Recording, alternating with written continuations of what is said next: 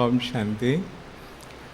జ్ఞాన మార్గంలో వచ్చిన తర్వాత ఎంతైతే మీకు జ్ఞాన మార్గంలో మీరు నడుస్తున్నారో అంత మీరు బెనిఫిట్ తీసుకోండి. బాబా ఎన్నిసార్లు అన్నాడు ఈ బాబా ఇవ్వడానికి ఎక్దమ్ ఓపెన్గా పెట్టాడు. తీసుకునేది మీరు. జబర్దస్తి బాబా మీ జేబులో వేయడు, మరి మీ చేతిలో ఉంది కదా. ఇప్పుడు నాకు కూడా ఎన్నో ప్రాబ్లమ్స్ వచ్చినాయి శరీరంలో, కానీ నేనేమంటాను, ఇది నా లెక్కాచారం, నేను చేసుకున్నదే. వేరే వాళ్ళు ఎవరో జబర్దస్తిగా నాకు రాయలేదు. ఇక్కడ వచ్చారు, టైం వేస్ట్ చేయకండి, రేపు వెళ్తారా, ఎల్లుండి వెళ్తారా, రిజర్వేషన్ అనుసారంగా వెళ్తారు. కానీ ఇక్కడి నుండి అయితే మీరు అభ్యాసం చేయొచ్చు కదా. రేపు పొద్దున్న అమృత వేళ మీరు అభ్యాసం చేయండి, ఒక నిర్ణయానికి రండి. నేనేం చేయాలి, ఇప్పటికైనా సరే ఇంకా కొద్ది రోజులే ఉంది కదా, ఎప్పుడు ఏమవుతుందో మనకు తెలియదు కదా అని ఒక నిర్ణయానికి రండి. అది మీ చేతిలో ఉంది. ఏ మాదిరినైతే మనం జ్ఞాన మార్గంలో నడుస్తున్నది మనం సరిగ్గా నడుస్తున్నామా లేదా. ప్రకృతి గురించి బాబా ఎప్పుడో చెప్పాడు. 5 వికారాలు, 5 తత్వాలు, అవి వాటి యొక్క సంపూర్ణ స్టేజ్కి వచ్చేస్తాయి. మరి దాదాపుగా వచ్చేస్తున్నది. అవి అయితే పర్ఫెక్ట్గా నడుస్తున్నది. ఎన్నోసార్లు బాబా అన్నాడు కదా, ఇవి డ్రామాకు తెలివి ఉంది కానీ మీకు లేదు అని చెప్పి బాబా ఎన్నోసార్లు అన్నాడు.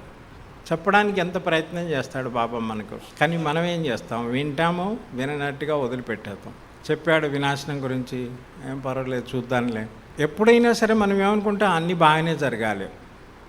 నేను అంటాను, నాకు నేనేమనుకుంటానంటే, అన్నీ ఇలాగనే జరిగితే మరి ఏదైతే డ్రామానుసారంగా ఏదైతే ఉందో పర్ఫెక్ట్గా, అది డ్రామా ఎలాగవుతుంది.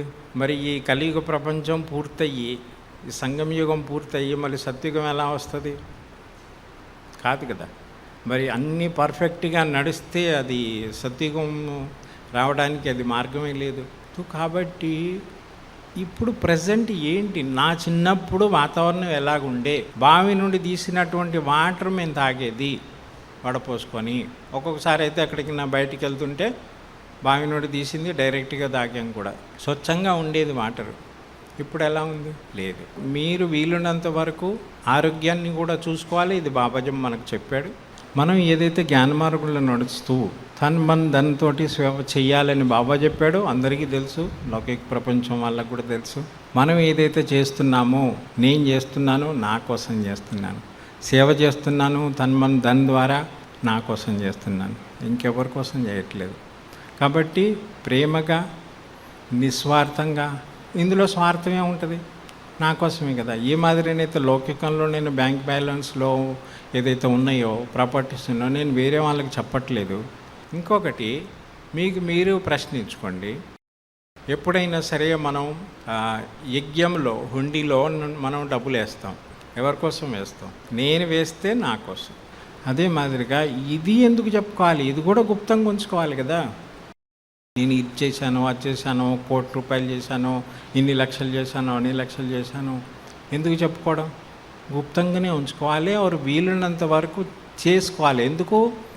ఇక్కడ చేస్తేనేమో కొంత ఇంట్రెస్ట్ దొరుకుతుంది. అది ఎప్పటి వరకు దొరుకుతుందో గ్యారంటీ లేదు. బాబా ఎన్నిసార్లు మూల్యలో చెప్పాడు. ఇవి ఏమంటాడు, తెలుగులో చెప్పడం రావట్లేదుకి, మీది డబ్బంతా అది ఏదైతే వజ్రాలు ఉన్నాయో, బంగారం ఉందో అదంతా కూడా మట్టిలోకి కలిసిపోతుంది. ఇప్పుడు వర్షాలు వచ్చినాయి, ఏమీ దొరకలేదు. కొన్ని చోట్లలో ఎలాగుందనంటే, వాళ్ళ భూమి ఎక్కడుంది, వాళ్ళ ఇల్లు ఎక్కడ ఉండేది, దాంట్లో ఉన్నటువంటి సామాన్లు ఎక్కడ పోయినాయి, ఇంట్లో కొంతమంది దాచిపెట్టుకుంటారు కదా బంగారము, అది ఇది వెండి, అది ఎక్కడ పోయింది, ఏమీ తెలియదు. ఆ బ్యాంకు బ్యాలెన్స్ ఉంది, కానీ బ్యాంక్ వాళ్ళ దగ్గర అది ప్రాబ్లం వచ్చింది కదా, వాళ్ళు మాత్రం అప్పటికప్పుడు మీకేం చేయగలుగుతారు?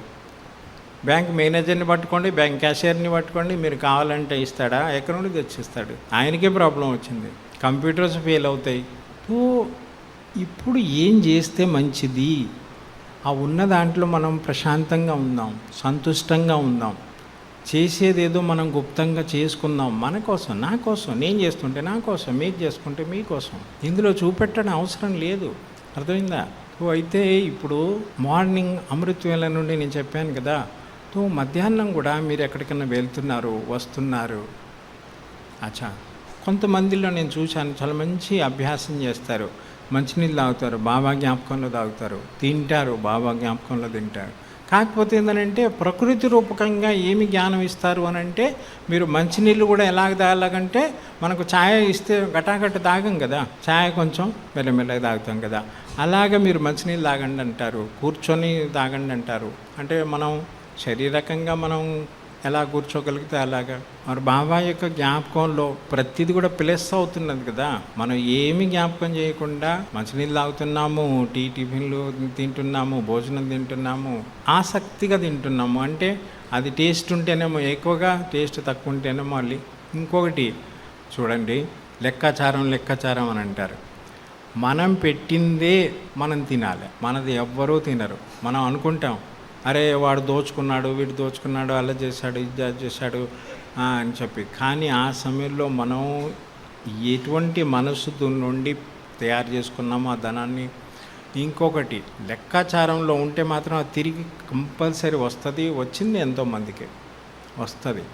కానీ ఆ సమయంలో మన ఆ పరీక్షలో మనం పాస్ కావాలి, అంత స్ట్రాంగ్గా యోగదానం ఉండాలి, యోగ పవర్ ఉండాలి. సో వేరే వాళ్ళకు కూడా ఏదైనా దుఃఖంలో ఉన్నారు, మనకు తెలిసిన వాళ్ళు ఉన్నారు, వాళ్ళకి మనం యోగదానం ఇవ్వచ్చు. మనమే యోగి కానప్పుడు, మనలోనే శక్తి లేనప్పుడు మనం యోగదానం ఎలాగైతే. నా దగ్గర ఎప్పుడు డబ్బులు ఉన్నాయి, డబ్బులు ఉంటే కదా నేను వేరే వాళ్ళకి డబ్బుల సహాయం చేసేది. డబ్బులే లేనప్పుడు నేను ఎలాగ చేయగలను? అదే మాదిరిగా యోగ శక్తి నాలో లేనప్పుడు నేను యోగం వేరే వాళ్ళకి ఎలాగిస్తాను? కాబట్టి ప్లీజ్ ఇప్పటికైనా సరే ఒక్కొక్క సెకండ్ వ్యర్థంగా వెళ్ళకండి, చర్చలు చేయకండి అనవసరంగా. వీలున్నంత వరకు మౌనంగా ఉండండి, బస్ సైలెంట్లో ఉంటూ శక్తిని ఇప్పుడు వెళ్ళిన తర్వాత కూడా ఏం చేయాలో మీకు మీరు నిర్ణయం చేసుకోండి. ఠీకే. ఓం శాంతి.